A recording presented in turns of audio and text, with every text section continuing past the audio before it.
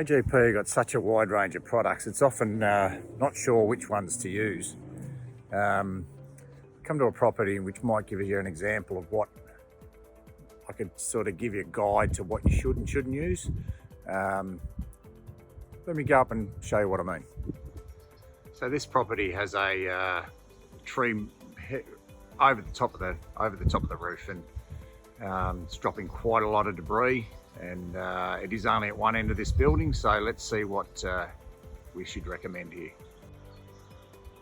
Now this type of tree, generally any of our meshes should be able to keep it out, but when it's overhanging the roof like this, you really should be considering the fact that anything dropping directly down onto the roof, it should require probably an ember product, because the ember product being a 2mm hole should be able to protect against this type of tree overhanging the roof.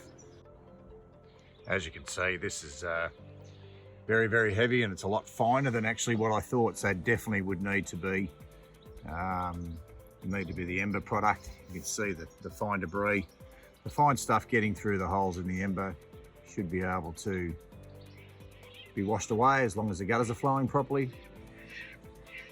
But definitely recommend two types of products for this roof. Along this run and maybe one of the other runs, use the ember product, and on the other side probably just use our gutter mesh aluminium or TuffMesh aluminium.